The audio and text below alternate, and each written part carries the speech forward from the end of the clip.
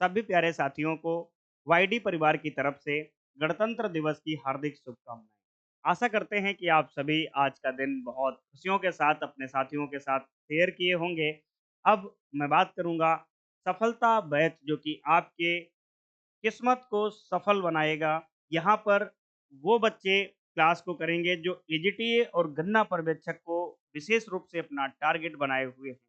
तो सफलता बैच का पहला क्लास जो कि डेमो क्लास के रूप में आपको सॉइल साइंस यानी कि मृदा विज्ञान का मिलने जा रहा है। तो सॉइल साइंस यानी कि मृदा विज्ञान का वेटेज क्या है आपके एग्जाम में, उसको पहले समझेंगे। उसके बाद अपन बात करेंगे, टॉपिक पे आएंगे और एक-एक करके डिटेल से अपने सारे टॉपिक को एनालिसिस करेंगे। विशेष रूप से मैं बता दूं, यह बैच आपको विदाउट पीपीटी में पढ़ाया जाएगा। यहाँ पर कोई पीपीटी रीडिंग वाला कोई कॉन्सेप्ट नहीं चलेगा। सिर्फ आपको सब कुछ लिख के बताया जाएगा। ठीक है? एक-एक चीज़ें आपको लिख कर पढ़ाई जाएँगी। एक-एक चीज़ें, छोटा से छोटा कॉन्सेप्ट आपको बता के आगे बढ़ा जाएगा। क्योंकि आप यहाँ आते हो तो कुछ ना कुछ सीखने आते हो, तो आपको हर एक चीज़ सीखने का पूरा अवसर मिलेगा। बाइलिंगुअल ये बैच रहने वाला है। हर एक बच्चे को यहाँ पर बहुत आसानी से समझ में आएगा, क्योंकि हम वो तरीका लाएँगे जिससे एक ज़ीरो लेवल का बच्चा भी समझेगा और 100% वाला भी अच्छे से कवर कर सके। तो मैं बात करूँगा एजीटीए और केन सुपरवाइज़र में जो सिलेबस का वेटेज है, इसका डेमो क्लास पहला है। तो सिलेबस का जो वेटेज है, कौन-कौन सा सिलेबस है, ये कौन-कौन से टॉपिक हमको पढ़ने हैं। तो सॉइल एंड वाटर कंज़र्वेशन के नाम से हमारा जो टॉपिक है, 10 क्वेश्चन नहीं, 5 क्वेश्चन नहीं, तो कितना आता है यहाँ से? 15 प्रश्न आपको यहाँ से मिलने वाला है। कितना? 15। 15 क्वेश्चन अकेले इस चैप्टर से आपको मिलेंगे। क्या-क्या आपको पढ़ना पड़ेगा? Properties and component of soil, process of soil formation, मतलब मिट्टी के गुण और उसके अवयव, और प्रोसेस ऑफ सॉइल फॉर्मेशन मृदा निर्माण की प्रक्रियाएं, टाइप्स ऑफ सॉइल इरोजन, मिट्टी का अपरदन, साथ ही साथ कंजर्वेशन की उस अपरदन या क्षरण को रोकने के लिए मृदा संरक्षण की जो तकनीकी हैं उनको हम उपयोग करेंगे। इसेंशियल प्लांट न्यूट्रिएंट, हमारे जो आवश्यक पोषक तत्व हैं उनको हम लोग पढ़ेंगे, जो मिट्टी में पाए जाते हैं, उनका मूवमेंट क्या है, उनका रोल क्या है और वो कैसे अपने डेफिशिएंसी सिम्पटम प्रदर्शित करते हैं पौधों में, उनको हम लोग पढ़ेंगे। उसके बाद क्लासिफिकेशन ऑफ फर्टिलाइजर, हम उर्वरकों के वर्गीकरण पे चर्चा करेंगे।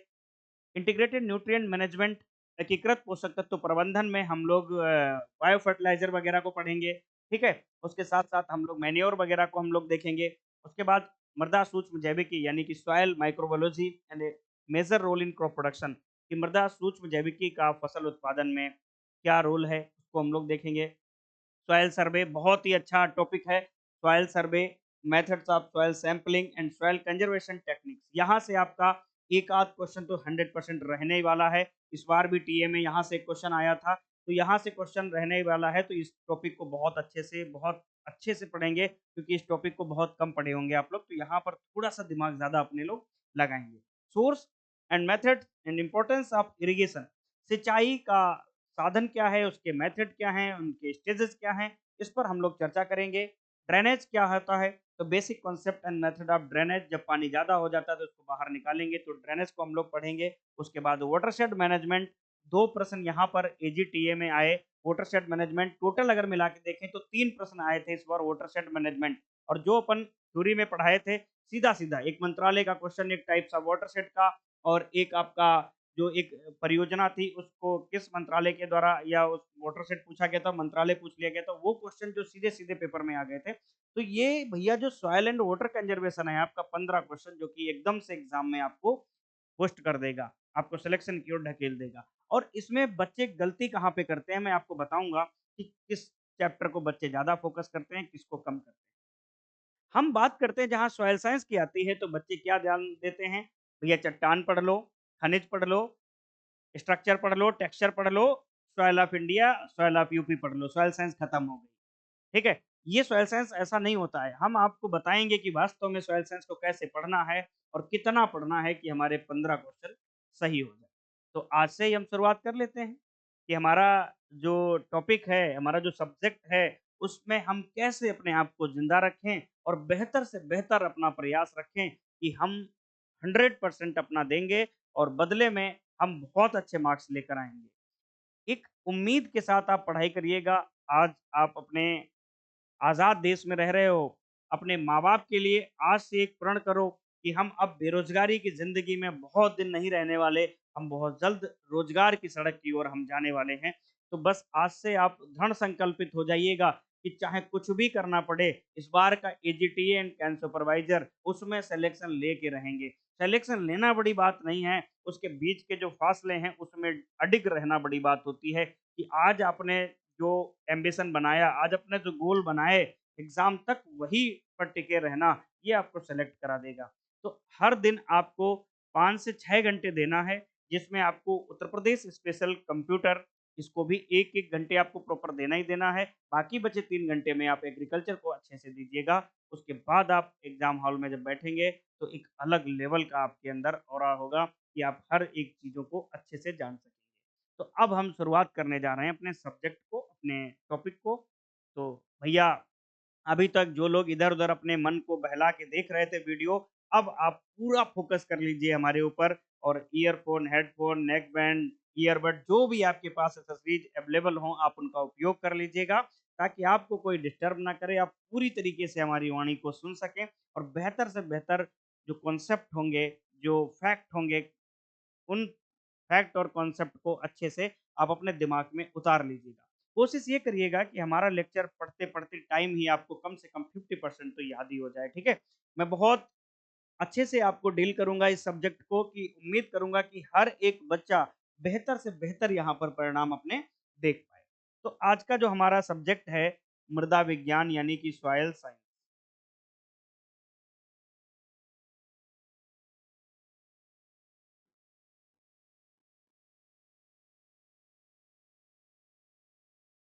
कोई भी सब्जेक्ट कठिन नहीं है और कोई भी सब्जेक्ट सरल नहीं है। इस विचारधारा के साथ आप जुड़ेंगे और बेहतरीन तरीके से आप चीज़ों को पढ़ेंगे। ये हमारा सब्जेक्ट है और एजीटीए में इस सब्जेक्ट को लिखा गया है सॉइल एंड वाटर कंजर्वेशन यानी कि मृदा और जल संरक्षण करके लिखा गया है। अब हम मृदा विज्ञान को पढ़ने से पहले हम जानेंगे कि मृदा क्या होती है। सॉइल यानी कि सॉइल क्या होती है? तो सॉइल के ऊपर हम फोकस करेंगे। भैया मिट्टी क्या होती है? सॉइल यानी कि मृदा क्या होती है? एक तो नेचुरल सॉइल होती है, आजकल आर्टिफिशियल सॉइल भी आ गई जैसे परलाइट है, आपका वर्मीकुलाइट है, सैंड है, क्ले है, इनको मिला के मिक्सर करके बनाई जा रही है। तो उसके बारे में भी अपन डिस्कस करेंगे। तो सॉइल यानी कि मिट्टी, हम बात करते हैं वैदिक एरा में जाते हैं, ठीक है? वैदिक काल में, पुराणों में जब जाते हैं तो अथर्ववेद का जब हम स्टडी करते हैं तो अथर्ववेद में पृथ्वी सूक्त में लिखा गया है कि जो हमारी पृथ्वी है वो वैश्विक गर्वा के रूप में जानी जाती है। ठीक है? विश्व गर्वा मतलब पूरे संपूर्ण विश्व का वो गर्व स्थल है। जैसे हम लोग अपने माँ के गर्भ में 9 महीने पल के बाहर आते हैं, ऐसे विश्व में रहने वाले पेड़-पौधे, जीव-जंतु सभी पृथ्वी के गर्भ में रहते हैं। तो पृथ्वी का ये पुराना इतिहास है और उसी पृथ्वी की सबसे ऊपरी परत ही क्या कहलाती है? मृदा कहलाती है। क्या कहलाती है? मृदा कहलाती है। मृदा जो होती है जीव जंतुओं के लिए एक प्राकृतिक आवास का जो प्राकृतिक आवास उसको उपलब्ध कराती है, उसको रहने के लिए आवास देती है। हम लोग मिट्टी में छोटी से मिट्टी को खाकर, मिट्टी में लूट-फूट के आज बड़े हो गए। मिट्टी पे आज हम चल रहे हैं, मिट्टी पे घर बनाए हुए हैं, मिट्टी पे खेती कर रहे हैं, मिट्टी पे ही रोड कंस्ट्रक्शन वगैरह का काम हो रहा है। तो मिट्टी हमारे लिए कितना इम्पोर्टेंट है। पृथ्वी जो है या मृदा है, प्रकृति का सबसे महत्वपूर्ण रिसोर्स माना जाता है, मोस्ट इम्पोर्टेंट रिसोर्स माना जाता है पृथ्वी का सबसे इम्पोर्टेंट, ठीक है? एग्रीकल्चर के लिए भी सबसे इम्पोर्टेंट रिसोर्स माना जाता है। तो अब हम शुरुआत करते हैं मिट्टी यानी कि मृदा की। तो भैया मृदा यानी कि सॉइल ये लैटिन भाषा के शब्द सोलम से इसकी उत्पत्ति हुई है। तो यहाँ पर लिखेंगे लैटिन भाषा के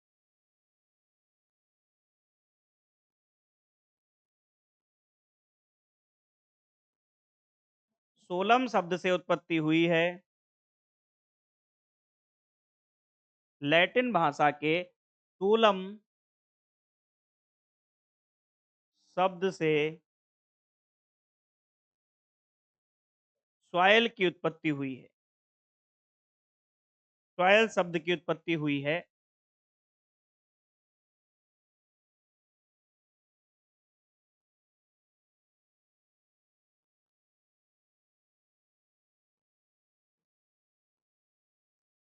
तो हमने क्या देखा कि भैया एक लैटिन भाषा का शब्द है सोलम, जिससे हम सॉइल शब्द की उत्पत्ति को मानते हैं। तो ये जो सोलम है, इसको लैटिन वाले लोग सोलम सोलम कहते थे, परंतु इस सोलम को हम लोग अंग्रेजी वाले लोग क्या कहने लगे? सॉइल कहने लगे। ठीक है? तो इसका मतलब क्या होता है? सोलम का अगर मीनिंग देखें, इसका अर्थ देखें, तो इस सोलम का अगर हम मीनिंग देखें यानी कि अर्थ देखें इसका, तो भैया इसका अर्थ क्या होता है? फ्लोर यानी कि फर्श। मतलब हम लोग जब घर बनवाते हैं तो पक्की फर्श बोलते हैं उसको, ठीक है? और इस मिट्टी का मतलब होता है फ्लोर या फर्श। किसका फर्श? जंतु के रहने का, पादपों के रहने का। तो ये जो इसका सोलम का अर्थ होता है, ये होता है फर्श यानी कि फ्लोर।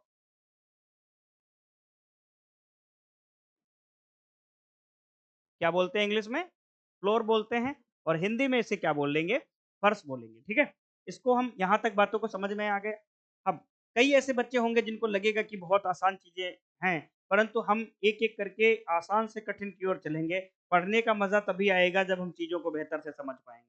ऊपर से ज़बरदस्ती अपनी खोपड़ी पे कुछ चीज़ें डालने का प्रयास करोगे तो वो ऐसा लगेगा कि यार क्या ही कर रहे हैं, समय खराब कर रहे हैं, कुछ हमको याद नहीं हो रहा है, ठीक है? तो वो चीज़ें अपने यहाँ पर नहीं करना। तो हमको क्या पता चला लैटिन भाषा के शब्द सोलम से हमारे सॉइल की उत्पत्ति हुई है, जिसे हम क्या कहते हैं फ्लोर या फर्श कहते हैं। यहाँ तक पता चल गया। सॉइल है पृथ्वी की सबसे क्या माना जाता है इसको? ऊपरी परत। क्या होता है सॉइल? पृथ्वी की सबसे ऊपरी परत। पृथ्वी की सबसे ऊपरी परत, सबसे ऊपरी परत सॉइल यानी कि मृदा कहलाती है। सबसे ऊपरी परत मृदा कहलाती है। क्या कहलाती है? मृदा कहलाती है, ठीक है? सॉइल की सबसे ऊपरी परत क्या कहलाएगी? मृदा कहलाएगी। अब यहाँ पर थोड़ी-सी चीज़ों को हम और अच्छे से ध्यान देंगे। एक कॉन्सेप्ट आता है हमारा स्किन ऑफ अर्थ, मतलब पृथ्वी की त्वचा।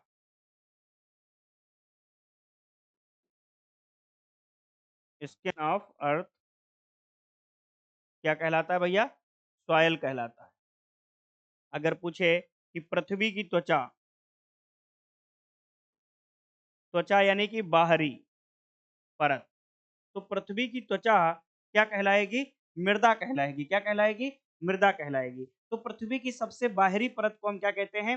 सॉइल कहते हैं। अब मान लो हमारे पास ये इस हिसाब से कोई पृथ्वी का हम मानते हैं कि हमारे पास पृथ्वी है, ठीक है?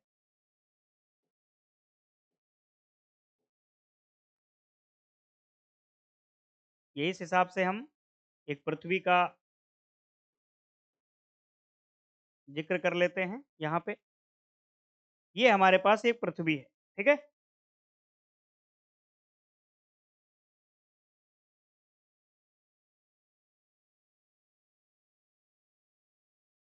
हम इसको पृथ्वी मान लिए, ठीक है? अब उसके बाद हम बात करते हैं, अब देखिएगा, ये है हमारा अर्थ यानी कि पृथ्वी। तो इसको हम क्या बोलते हैं? अर्थ यानी कि पृथ्वी।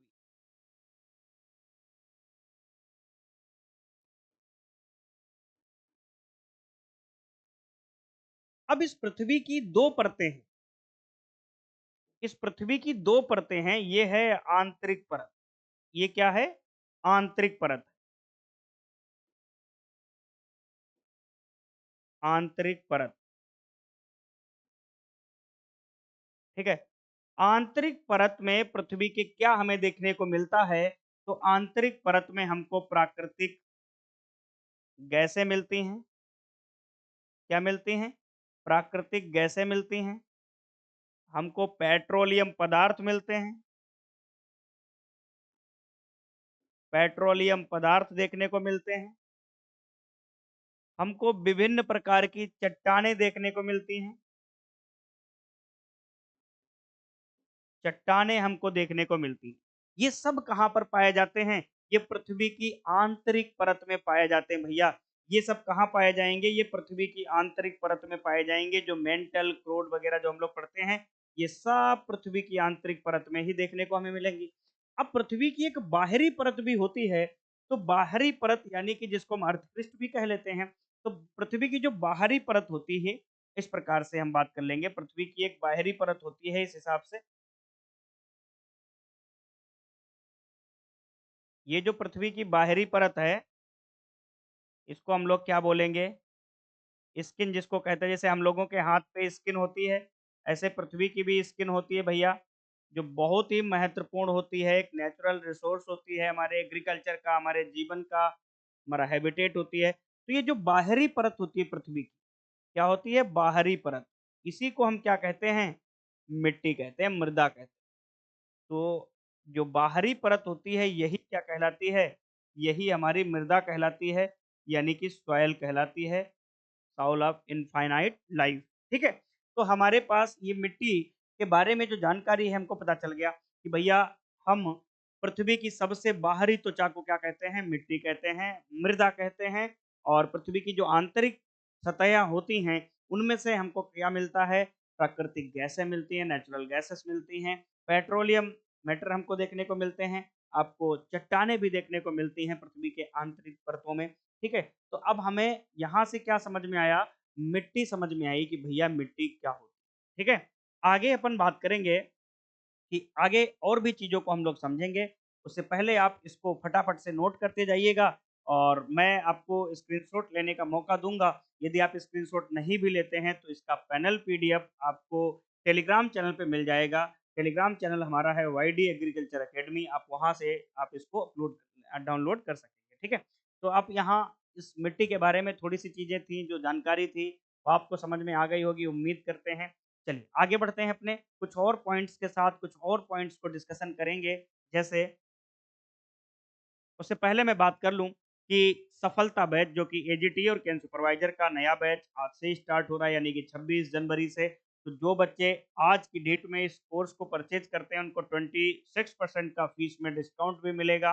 उसमें एप्लाई कूपन होगा सेव 26, आप जब कैपिटल लेटर में भरेंगे तो आपको ये 1499 की जगह ₹1139 का बैच पड़ेगा, ठीक है? ये सेवा आज के लिए ही है। दूसरी बात हम कहते हैं मृदा क्या है? पृथ्वी की सबसे ऊपरी प्राकृतिक परत होती है, वो क्या कहलाती है? मिट्टी यानी मृदा कहलाती है। दूसरा पॉइंट अपने लिखेंगे, मृदा एक प्राकृतिक पिंड है। क्या है? मृदा एक प्राकृतिक पिंड है।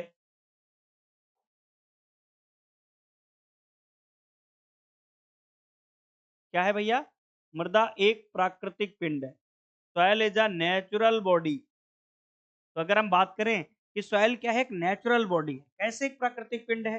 प्रकृति में प्रकृति के जो रिसोर्स होते हैं उनका प्रकृति की तरह से विखंडित होकर टूट कर, और ये प्रकृति की छत्र छाया में निर्मित होती है। इसलिए मिट्टी क्या है? एक प्राकृतिक पिंड होती है जिसका निर्माण चट्टानों के टूटने फूटने एवं कार्बनिक पदार्थों के प्रकृति में प्राकृतिक विधि से सड़ने से ही इसका निर्माण हुआ है। तो मिट्टी क्या है? एक प्राकृतिक पिंड है। ये क्वेश्चन कहाँ से आएँगे ऐसे? जब स्टेटमेंट वाला क्वेश्चन बनेगा कि मृदा के संबंध में सही कथन का चुनाव करिए, तो वहाँ पर आपको ऑप्शन मिलेंगे, मिट्टी एक कृत्रिम पिंड है, मिट्टी एक प्राकृतिक पिंड है। तो आप जब चीज़ों को बेहतर से समझते हुए चलेंगे, क्वेश्चन तभी आप बना पाएँगे। और जो लकीरें पीटते हुए हमारे जो और भी साथी आ रहे हैं, उस तरीके से अपने को नहीं पढ़ना है, अपने को किसी भी विषय में उतना डेप्थ तक जाना है कि जितना हमारे लिए पर्याप्त। ये नहीं कि हम एजेटीए की तैयारी कर रहे हैं और आपको यूपीएससी ऑप्शनल का एग्रीकल्चर पढ़ा दिया जाए, ऐसा नहीं होगा, ठीक है? जितना हमारी कैपेसिटी है, हम उतना ही आपको देंगे और एकदम सटीक मैटर, ठीक है? आगे बात करते हैं अपना, मिट्टी क्या है? एक प्राकृतिक पिंड है, मृदा मृदा प्राकृतिक मृदा सबसे महत्वपूर्ण प्राकृतिक संसाधन है। मृदा सबसे महत्वपूर्ण प्राकृतिक संसाधन है, क्योंकि प्रकृति के द्वारा ये हमको मिला हुआ है, जहाँ पर हम अपना घर भी बनाते हैं, अपने बाइक भी वहीं पे खड़ी करते हैं, कार भी खड़ी करते हैं, तालाब बनाते हैं, फसलें लगाते हैं, रोड बनाते हैं, सब कहाँ पे? मृदा पे। तो मृदा सबसे महत्वपूर्ण प्राकृतिक संसाधन है, ये हमने देख लिया। ये सब मिट्टी की क्वालिटीज़ हैं, उसके बाद हम क्या बात करते हैं कि मिट्टी यानी कि मृदा पादपों के लिए या पादपों के मृदा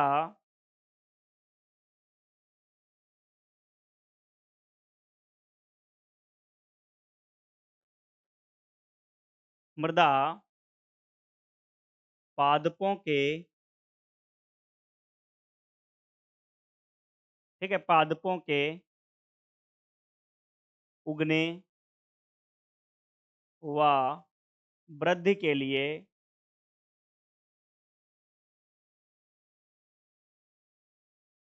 सहायक होती है, आवश्यक होती है।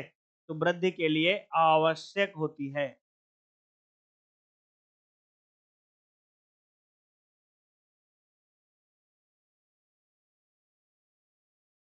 हमने क्या देखा कि मिट्टी जो है पादपों के उगने व वृद्धि के लिए क्या होती है, आवश्यक होती है, कि मिट्टी में हमारे पादप उगते हैं और वृद्धि करते हैं।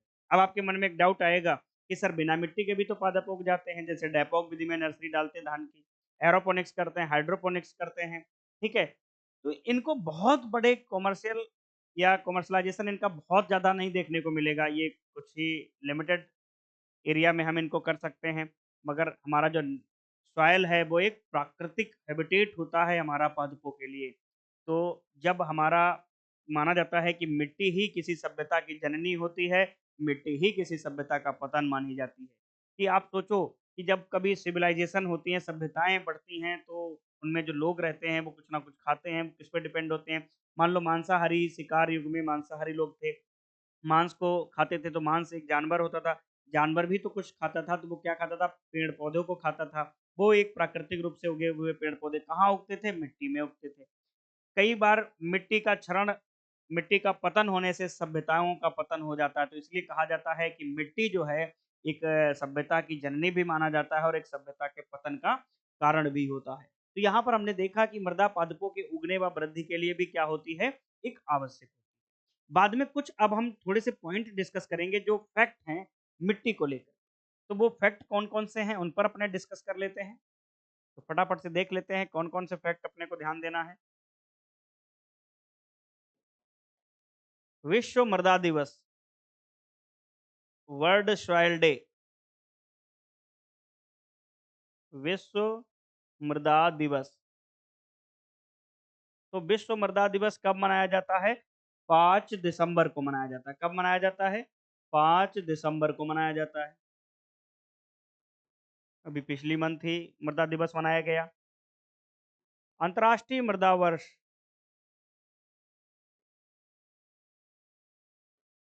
अंतर्राष्ट्रीय मृदा वर्ष। तो अंतर्राष्ट्रीय मृदा वर्ष किस वर्ष को घोषित किया गया? 2015।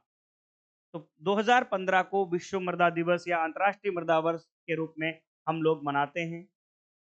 उसके बाद अपन बात करते हैं विश्व मृदा संग्रहालय, विश्व मृदा संग्रहालय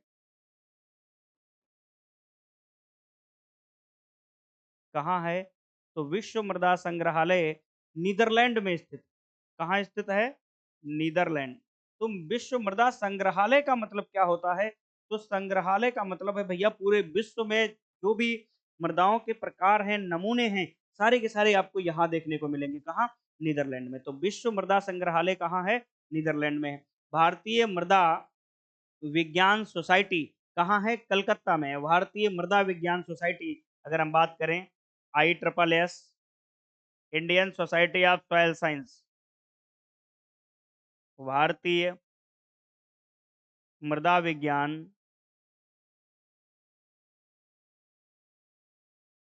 सोसाइटी,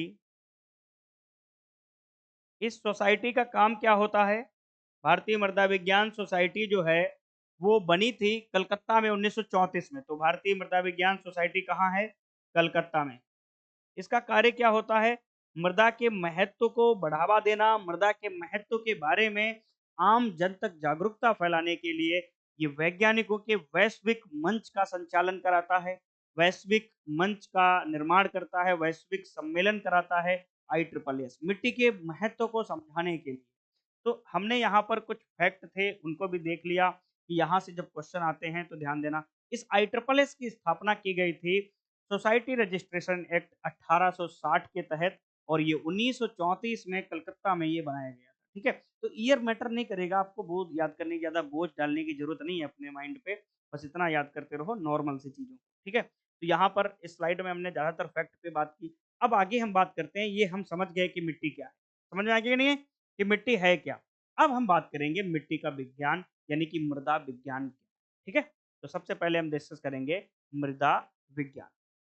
आगे बढ़ेंगे हम, मृदा विज्ञान की ओर चलेंगे। तो अब हमारी हेडिंग होगी मृदा विज्ञान।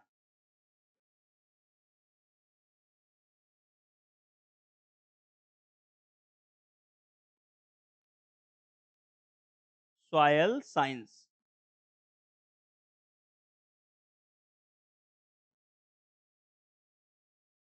अभी तक हमने देखा कि मिट्टी भैया, अब हम देखेंगे मिट्टी का विज्ञान यानी कि मृदा विज्ञान।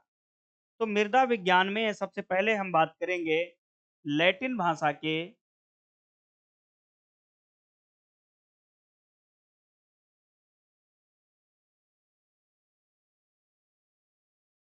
लैटिन भाषा के शब्द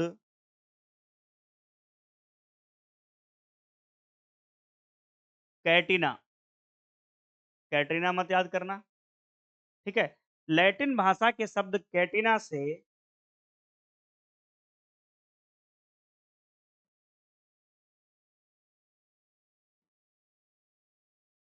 सॉइल साइंस शब्द की उत्पत्ति होती है। सॉइल साइंस शब्द की उत्पत्ति होती है।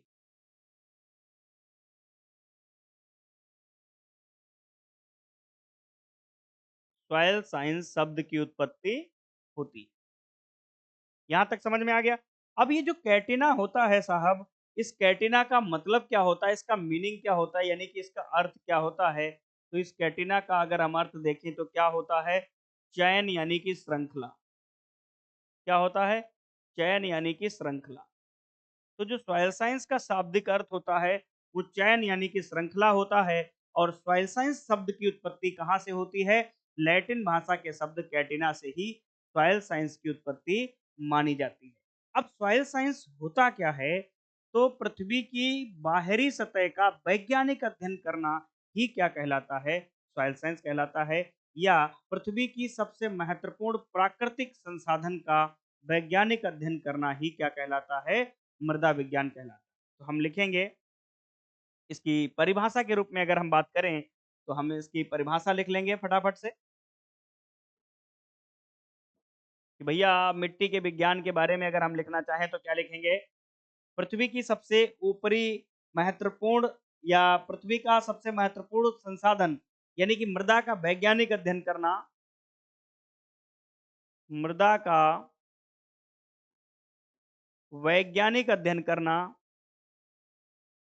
मृदा का वैज्ञानिक अध्ययन करना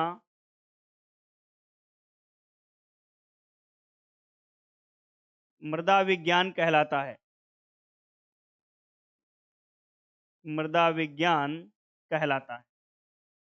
तो हमने यहाँ पर क्या देखा कि भैया सॉइल का एक साइंटिफिक स्टडी जब हम करेंगे तो वो क्या कहलाएगा? एक मृदा विज्ञान कहलाएगा। जो हमें सॉइल पता चल गया कि सॉइल क्या होता है और उसी सॉइल का साइंटिफिक स्टडी जब हम करते हैं तो हमारा क्या कहलाता है? मृदा विज्ञान कहलाता है। अब अगर इसकी परिभाषा देखना चाहें तो हम इसकी परिभाषा पे भी चर्चा कर सकते हैं और आगे बढ़ सकते हैं हम लोग परिभाषा को देखते हुए। तो अब इसकी अगर परिभाषा की बात की जाए तो हम इसकी परिभाषा लिख लेते हैं, फिर इसकी परिभाषा से ही चीज़ों को और अच्छे से समझ लेते हैं। तो भैया इसकी परिभाषा क्या लिखेंगे? पृथ्वी की सबसे ऊपरी महत्वपूर्ण परत मृदा कहलाती है। ठीक है? पृथ्वी की सबसे ऊपरी महत्वपूर्ण परत मृदा कहलाती है। ठीक है? या मृदा होती है पृथ्वी की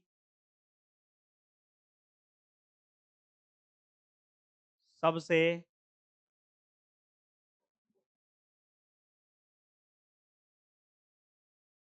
महत्वपूर्ण ऊपरी परत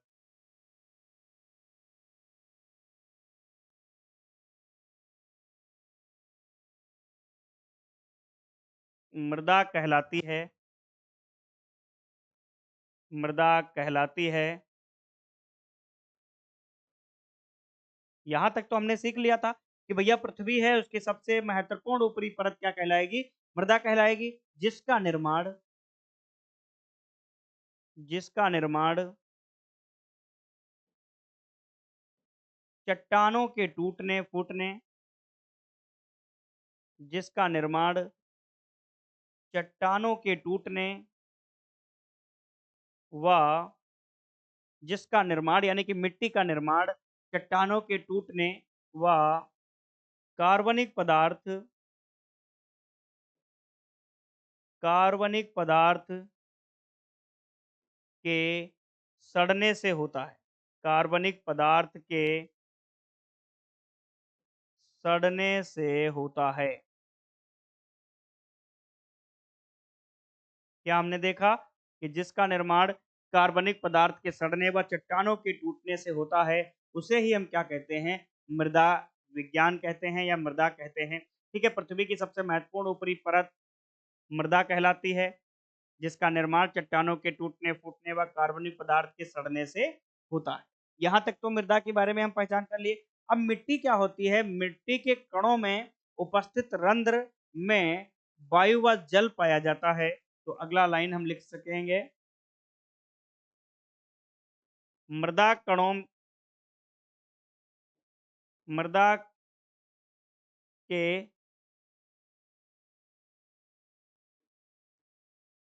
या मृदा कणों के मध्य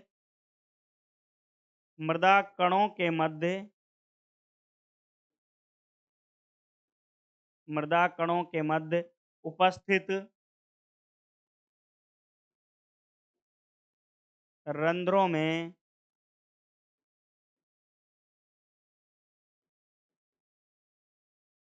वायु व जल पाया जाता है। वायु व जल पाया जाता है। तो भैया जो मिट्टी के जो कण होंगे, उन कणों के मध्य में जो पोर स्पेस होगा, यानी कि जो रंध्र होंगे, उनमें वायु भी होगी और जल भी होगा। ये मिट्टी की क्वालिटी होती है। एक पॉइंट और यहाँ पर हम लोग मेंशन करते हैं। क्या लिखते हैं भैया? मृदा पादपों के लिए प्राकृतिक आवास, उसके साथ साथ पोषक तत्व, मृदा पादपों को प्राकृतिक आवास, पोषक तत्व व यांत्रिक सहारा प्रदान करती है। तो पादपों को मृदा पादपों को प्राकृतिक आवास प्राकृतिक आवास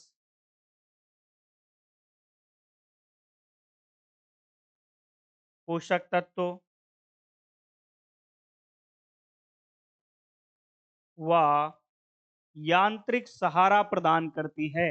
व यांत्रिक सहारा प्रदान करती है। यांत्रिक सहारा प्रदान करती है। अभी तक हमने जो सॉइल के बारे में एक बेसिक जानकारी ली, सहारा प्रदान करती है। ये आपको सब्जेक्ट में दिलचस्प जो इरादा है आपका वो देखने को मिलेगा और बेहतर से आप समझ पाएँगे। तो सभी बच्चे जो भी इस क्लास को देख रहे हैं, अपने साथियों तक ज़रूर शेयर करेंगे, ताकि इसी प्रकार से मिट्टी के हर एक कॉन्सेप्ट को हम अच्छे से समझ लेंगे। तो यहाँ पर हमने देखा कि मिट्टी विज्ञान क्या होता है भैया? लैटिन भाषा के शब्द कैटना से सॉइल साइंस का निर्माण होता है, जिसका मतलब होता है चयन या श्रृंखला। और मिट्टी के वैज्ञानिक अध्ययन करना, मिट्टी का वैज्ञानिक अध्ययन करना ही क्या कहलाता है? मृदा विज्ञान कहलाता है। क्या कहलाता है? मृदा विज्ञान कहलाता है। अभी हम देखेंगे कि मिट्टी का जो हमने लिखा है, इसका निर्माण कैसे होता है। आप फटाफट से इसको नोट कर लीजिएगा, ताकि हम आगे बढ़ सकें और आपको अच्छे से समझा सकें चीज़ों को। तो अब हम बात करेंगे कि भैया मिट्टी का निर्माण कैसे होता है, ठीक है? तो जैसे मान लेते हैं हम, कुछ हमारे पास क्या है? चट्टानें। क्या हैं? कुछ चट्टानें हैं हमारे पास ये कुछ चट्टानें हैं हमारे पास इस प्रकार से।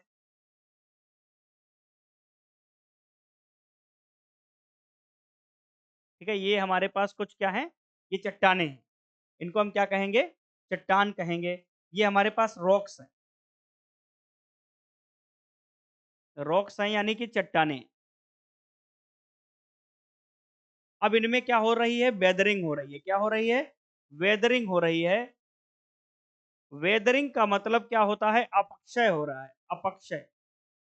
अपक्षय और अपर्दन में क्या अंतर होता है? अपक्षय टूट-फूट कर अपने ही जगह पे ये जमा हो जाता है, अपर्दन कहीं दूर चला जाता है, वो अपर्दन होता है। ठीक है? अब यहाँ से हम चीज़ों को और बेहतर से समझेंगे।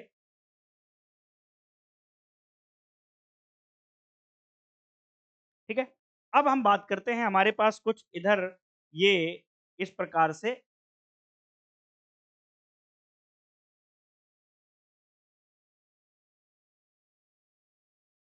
ये हमारे पास कुछ इस प्रकार से ये कुछ इस प्रकार से कार्बनिक पदार्थ है। क्या है? कार्बनिक पदार्थ है यानी कि ऑर्गेनिक मैटर है हमारे पास। ऑर्गेनिक मैटर, कार्बनिक पदार्थ, कार्बनिक पदार्थ। अब ये कार्बनिक पदार्थ क्या होगा? ये डिकम्पोज़िशन होगा, इसका डिकम्पोज़ होगा, ये सड़ेगा। डिकम्पोज़िशन।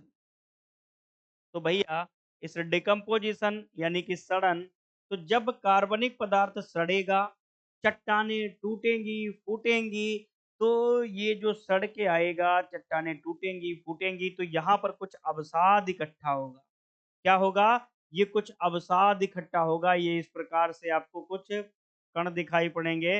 ये मिट्टी के भैया जो कण होते हैं, ये जब अवसाद चट्टानों के टूटने-फूटने से, कार्बनिक पदार्थ के सड़ने से, ये इस प्रकार से कुछ आपको ये संरचना ऐसी दिखाई पड़ेगी।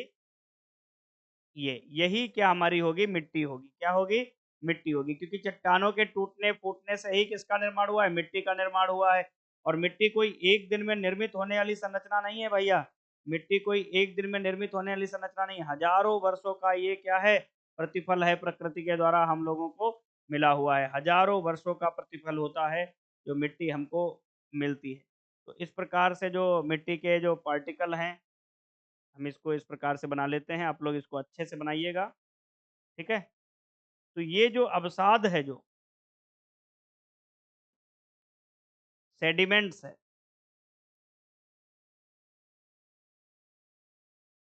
जो सेडिमेंट्स है, यही क्या कहलाता है? यही मिट्टी कहलाता है। क्या कहलाता है? सॉइल यानी कि मिट्टी। क्या कहला रहा है? मिट्टी कहला रहा है। चट्टानों का टूटना-फूटना, उससे चकनाचूर होके जो अवसाद हमको मिलेगा, वही मिट्टी होगा और कार्बनिक पदार्थ के सड़ गल के बाद जो अवसाद हमको मिलेगा, वही मिट्टी होगा और इस मिट्टी के बीच में आप देखेंगे, ये जो स्थान होता है, ये इस प्रकार से जो ये कुछ इस प्रकार से जो ये स्थान होता है, ये सब क्या होता है? ये रंध्र होते हैं यहाँ पर। क्या होते हैं? रंध्र होते हैं और इस रंध्र में जल भी होता है और वायु भी होता है। तो यही हमने डेफ़िनेशन में लिखा था और ये हम इस प्रकार से यहाँ पर समझ लिए हैं चीज़ों को, ठीक है? हमने जो डेफ़िनेशन में लिखा था, वो यहाँ पर समझ लिए कि मिट्टी का निर्माण कैसे होता है।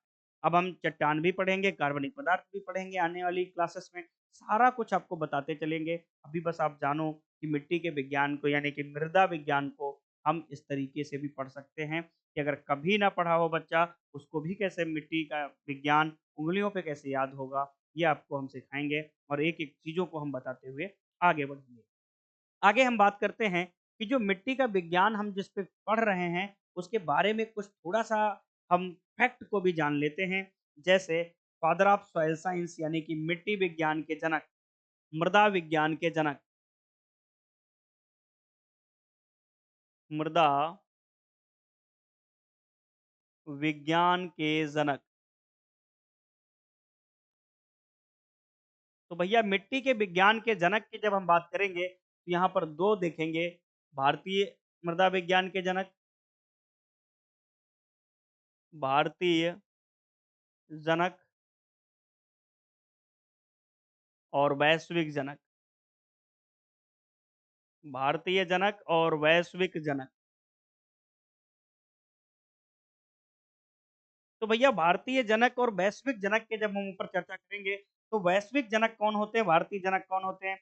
तो भारतीय जनक होते हैं JW लीदर, ये भारतीय जनक माने जाते हैं। वैश्विक जनक वैसिली वैसिलीविच डोकोचेव।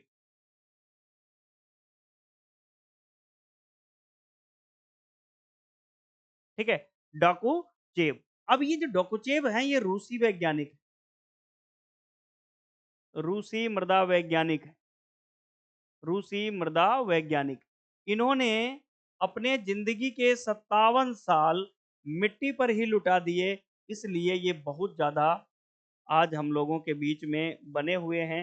1846 में ये पैदा होते हैं और 1903 में इनका देहांत हो जाता है। इसी टाइम पीरियड में इन्होंने मिट्टी पर बहुत अध्ययन किया, इसलिए फाउंडर ऑफ सॉइल साइंस माने जाते हैं और मॉडर्न फादर ऑफ जो पेडोलॉजी वगैरह है इसके जनक भी माने जाते हैं। कौन? वैसिली वैसिलेविच डोकोची। ठीक है, वीवी डोकोची। तो ये हैं मिट्टी विज्ञान के जनक। आगे और भी बातें करते हैं हम। मृदा रसायन के जनक, मृदा रसायन के जनक। उसके बाद हम बात करेंगे मृदा भौतिकी के जनक, मृदा भौतिकी के जनक।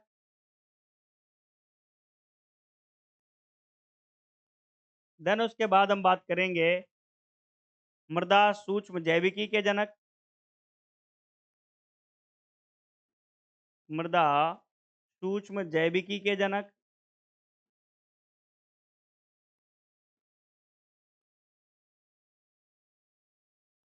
कृषि रसायन के जनक, कृषि रसायन के जनक। उसके साथ साथ हम बात करेंगे मृदा परीक्षण के जनक, मृदा परीक्षण के जनक और मृदा संरक्षण के जनक। आपको इतने जनक आपको ध्यान देना है। मृदा संरक्षण के जनक।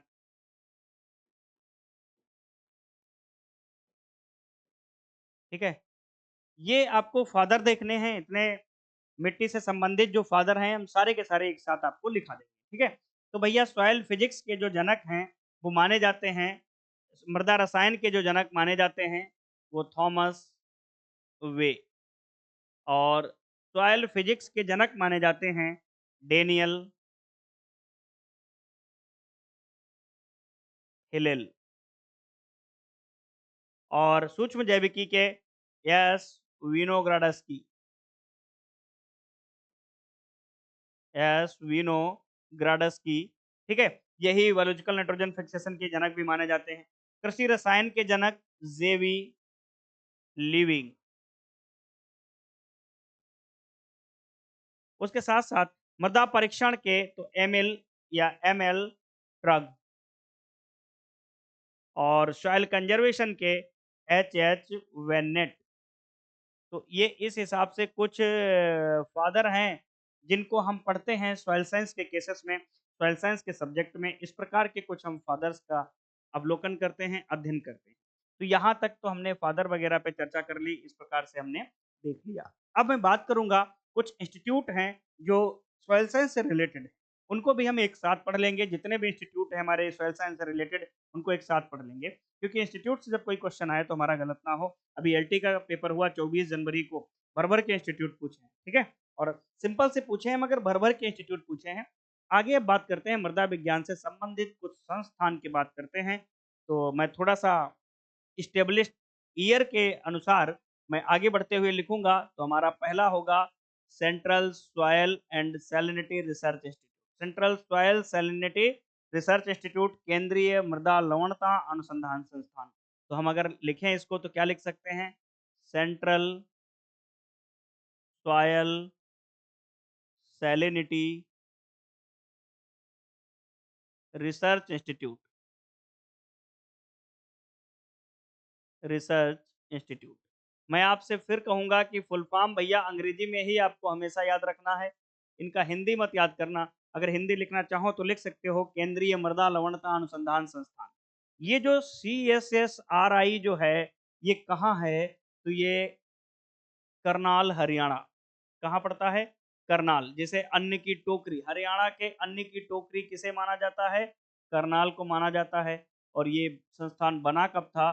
तो 1969, जिसे हम 1969 भी कह देते हैं। तो 1969 में इसका निर्माण किया गया, ये बनाया गया, ICAR के द्वारा चलने वाला एक संस्थान। तो एक संस्थान के बारे में हमने देख लिया। दूसरे पर हम चर्चा करते हैं कि भैया दूसरा संस्थान कौन है? Indian institute of soil and water conservation. तो अब इसका ये नया नाम है, इसका पुराना नाम भी पूछा जाता है। तो इसका पुराना नाम क्या था? पुराना नाम, नाम में क्या रखा है यहाँ से आपको सीखने को मिलेगा।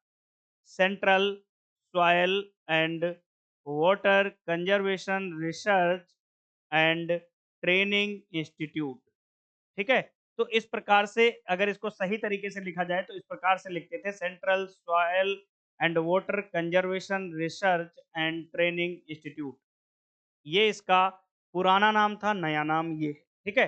तो नया नाम ये है, पुराना नाम ये है। अब हम देखते हैं कि नया नाम का फुल फॉर्म क्या होगा। तो Indian institute of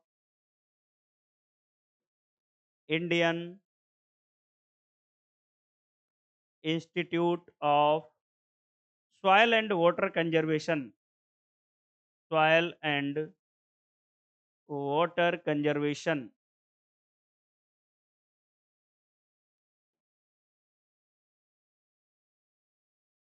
soil and water conservation, मतलब भारतीय मृदा एवं जल संरक्षण संस्थान जो है वो कहाँ है? तो ये भैया संस्थान जो पड़ता है, ये पड़ता है आपका देहरादून में।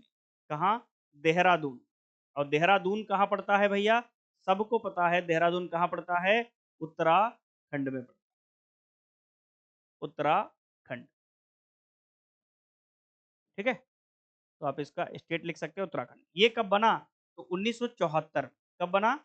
1974 में ये संस्थान बना और ये सॉइल साइंस से संबंधित। ठीक है? आप इसको भी नोट कर सकते हो। अब इसका पूरा नाम क्या था? तो इसका भी पूरा नाम अगर लिखना चाहो तो लिख सकते हो आप। क्या लिख सकते हो? Central soil and water conservation, water conservation research and training institute. ये क्या था? इसका पुराना नाम था, जो कि अब बदलकर ये वाला नाम हो गया है। तो नया नाम ये है, पुराना नाम ये है। उसके बाद तीसरा एक संस्थान है, मिट्टी विज्ञान से संबंधित है। यहाँ पर समझाने वाला कुछ नहीं है, लिखने वाला है, तो बस ध्यान देना। Indian institute of soil science. तो इसका पूरा नाम लिखेंगे, भारतीय मृदा विज्ञान संस्थान, Indian institute of soil science, Indian institute of soil science. कहाँ है भैया ये भोपाल में है। भोपाल को गोलगप्पों का शहर और भारत में तालाबों का शहर भी कहा जाता है। और ये वही भोपाल है जहाँ पर 2 और 3 दिसंबर की रात 1984 में एक methyl isocyanate gas, MIC, MIC gas का स्राव हुआ था। एक अमेरिका की कंपनी थी, कार्बारिल इंसेक्टिसाइड बना रही थी। ठीक है? जिसमें काफी संख्या में क्षति हुई थी। तो ये इंस्टीट्यूट कब बन के तैयार हुआ? तो ये 1988 में, 1988 में। हमने एक क्रम में आपको लिखा दिया कि 69 में बना, फिर 74 में बना, फिर 88 में बना। तो ये मिट्टी से संबंधित कुछ संस्थान थे जिनके बारे में हमने आपको डिस्कशन कर लिया। अब छोटा सा एक पॉइंट और हमारे दिमाग में आता है। मैं चाहूँगा कि इसी लेक्चर में उस पॉइंट को हम कवर करें और उसके बाद हम आपको दूसरे लेक्चर की ओर लेके जाएँ। आप फटाफट से इन पॉइंट्स को नोट करते रहिएगा। जो ये आपको जानकारी मिल रही है भैया, ये बहुत ही अच्छे सोर्स से आपको ये जानकारी मिल रही है, आपको कहीं भटकने की ज़रूरत नहीं है। सॉइल साइंस की बेस्ट से बेस्ट बुक का जो आपका कंटेंट मिलेगा वो आपको एक ही जगह मिल जाएगा, एक ही क्लास में मिल जाएगा। तो अब हम बात करते हैं वैश्विक मृदा सम्मेलन, ये बहुत इंपॉर्टेंट पॉइंट है।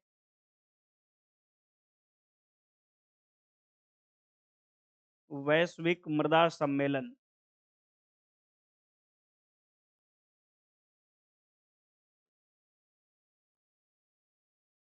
तो भैया ये वैश्विक मृदा सम्मेलन की जब हम बात करते हैं, तो इस पर हम थोड़ा-सा अच्छा-सा फ़ोकस करना बिल्कुल उचित समझेंगे, क्योंकि ये टॉपिक हमारे लिए बहुत इम्पोर्टेंट होने वाला है।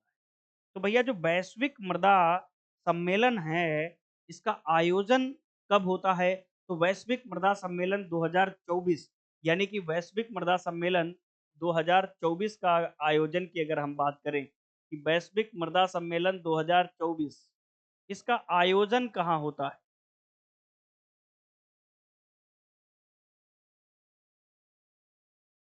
आयोजन कहाँ होता है इसका? नई दिल्ली। और नई दिल्ली क्या है भैया? अपनी राजधानी है, तो राजधानी में हुआ, तो इसका आयोजन कहाँ होता है? नई दिल्ली में होता है। और नई दिल्ली कहाँ है भैया? भारत में है, क्योंकि ये वैश्विक सम्मेलन है तो भारत लिखना ज़रूरी है बीच में, ठीक है? अपने भारत का होता तो भारत लिख लेते। तो आयोजन कहाँ होता है इसका? नई दिल्ली, भारत में होता है। आयोजन किससे-किससे मिल कर के होता है? तो आयोजन कराने वाली 2 संस्थान हैं, एक IEEE और एक है IUSS। अब ये क्या है? Indian Society of Soil Science, International Union of Soil Science, ठीक है? तो हम यहाँ पर लिखते हैं Indian Society of Soil science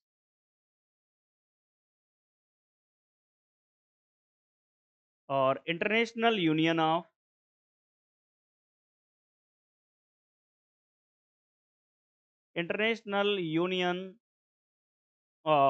soil Science, मतलब अंतर्राष्ट्रीय मृदा विज्ञान संघ और भारतीय मृदा विज्ञान सोसाइटी के द्वारा ये आयोजन होता है किसका? वैश्विक मृदा सम्मेलन 2024 का, नई दिल्ली में। तो ये इस आयोजन का विषय क्या था? इस आयोजन का विषय क्या था? तो इस आयोजन का विषय था, सब्जेक्ट क्या था इस आयोजन का? तो इस आयोजन का जो विज़न था, जो विषय था, वो इस प्रकार से था, जो हमें यहाँ पर लिखना है। नंबर 1, इस आयोजन का जो विषय क्या था? फटाफट से हमको लिखना है, ठीक है? तो इस आयोजन का पहला जो मामला था, खाद्य सुरक्षा, फूड सिक्योरिटी, खाद्य सुरक्षा। दूसरा, जलवायु परिवर्तन जैसा मुद्दा, क्लाइमेट चेंज।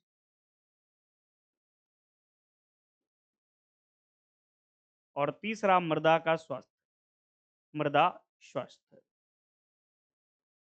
जब आप सस्टेनेबल डेवलपमेंट गोल एसडीजी 15 का अवलोकन करेंगे, ये यूपीएससी का टॉपिक है, एसडीजी 15 सस्टेनेबल डेवलपमेंट गोल, यानी कि सतत विकास लक्ष्य 15 का ये भाग है पूरा। तो विषय क्या था इस मिशन का, सम्मेलन का? तो खाद्य की सुरक्षा पर जो संकट है उनको उबारना, जलवायु परिवर्तन समन है उससे कैसे निपटना, और मिट्टी के स्वास्थ्य को कैसे बेहतर बनाएंगे ताकि वो पर्यावरण के अनुकूल रह सके।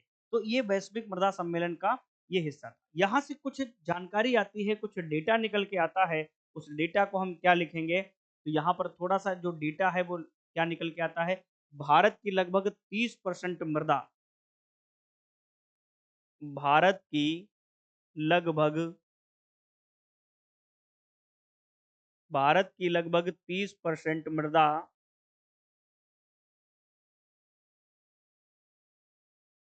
कटाव, लवणता, प्रदूषण व कार्बनिक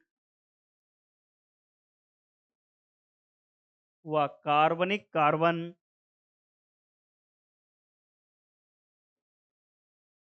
की हानि से क्षतिग्रस्त है।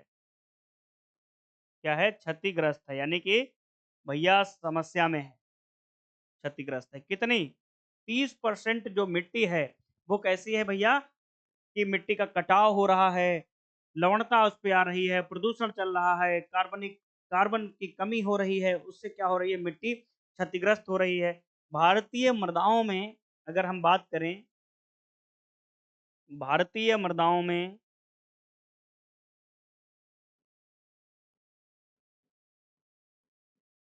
कार्बनिक तत्व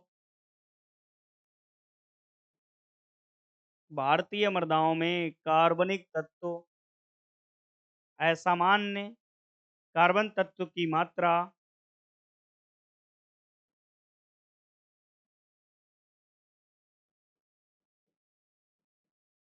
असामान्य से कम। ठीक है? भारतीय मृदाओं में भारतीय मृदाओं में जो कार्बनिक तत्व की मात्रा है, वो असामान्य मात्रा से कम, यानी कि लगभग 0.54% है। इसकी कार्बनिक पदार्थ की मात्रा, ठीक है, कितना है? 0.54 है। तो इस प्रकार से हमने देखा कि वैश्विक मृदा सम्मेलन हमको कुछ डेटा भी दे रहा है। अब ये भी कहा जा रहा है कि हमारा जो मिट्टी है, जो परमिसिबल सॉइल लॉस है, कि प्रति हेक्टेयर से अगर 12 टन मिट्टी बह के जाती है तो बहुत ज्यादा नुकसान नहीं है, परंतु हमारे यहाँ एट प्रेजेंट 16.3 टन, यानी कि बहुत ऑथेंटिक सोर्स की बात करें तो 15.5 टन प्रति हेक्टेयर मिट्टी बहकर क्या चली जाती है? बाहर चली जाती है, जिससे क्या होता है? हमारी उत्पादकता में क्या आती है? कमी आती है। इंडिया की 50% से ज्यादा मिट्टी एसिडिटी एंड वेसिडिटी को झेल रही है, जिससे हमारा पोषक चक्र क्या हो रहा है? दुष्प्रभावित हो रहा है, जिससे किसानों पर उसका प्रभाव दिख रहा है, उत्पादन कम दिख रहा है फसलों का। तो इन सब पर चर्चा की गई वैश्विक मृदा सम्मेलन में। जो परीक्षा उपयोगी चीजें हैं, वो हमने बता दिया। अब हम बात करते हैं मृदा संरक्षण हेतु भारत की पहल। तो हम यहाँ पर देखते हैं मृदा संरक्षण हेतु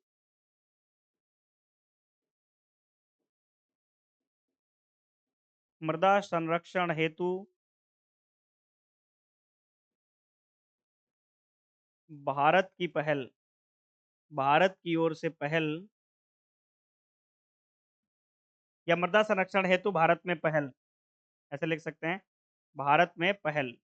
कौन कौन सी पहल की जा रही हैं मिट्टी के बचाने के लिए, मिट्टी को बचाने के लिए? तो भैया वहीं पर देखेंगे हम लोग कि मिट्टी के संरक्षण को लेकर हमारे भारत सरकार कौन कौन सी पहल को फॉलो कर रही है, जिससे हमारे यहाँ मिट्टी का संरक्षण हो सके। तो मिट्टी के संरक्षण को लेकर के इंडियन गवर्नमेंट क्या कर रही है, हमारा कोई भी स्टेट है वो गवर्नमेंट क्या कर रही है, तो उनके हम बारे में बात करते हैं।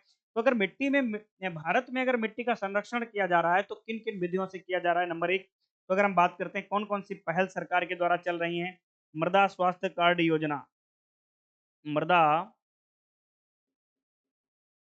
स्वास्थ्य कार्ड योजना। तो मृदा स्वास्थ्य कार्ड योजना के तहत हम लोग क्या कर रहे हैं? मिट्टी के अपरदन को बचा रहे हैं। दूसरा,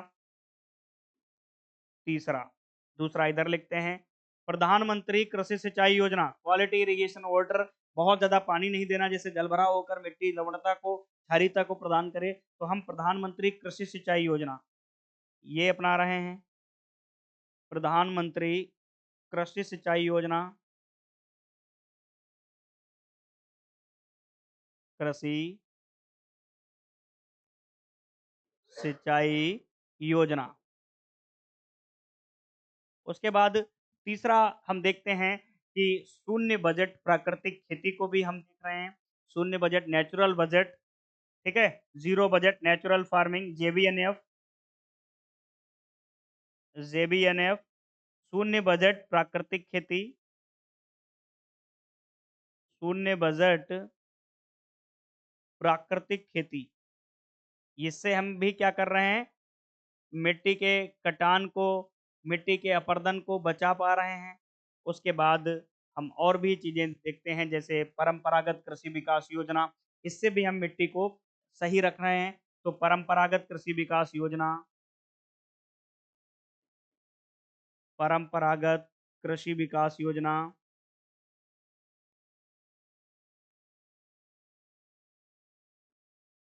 कृषि विकास योजना।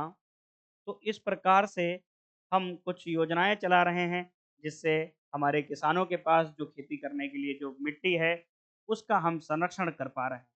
तो आज का जो अपना बेसिक जो डेमो क्लास था पहला, जिसमें हमने आपको क्या पढ़ाया, मिट्टी क्या है, उस मिट्टी का अगर वैज्ञानिक अध्ययन करेंगे तो उसको हम कह देंगे मृदा विज्ञान कह देंगे और मृदा विज्ञान से संबंधित महत्वपूर्ण कुछ फैक्ट थे जैसे डेज़ थे, इंस्टीट्यूट था, ईयर थे, फादर थे, उन पे हम लोगों ने चर्चा किया और जो वैश्विक मृदा सम्मेलन है, उसके बारे में हम चीज़ों को बेहतर से समझ पाए।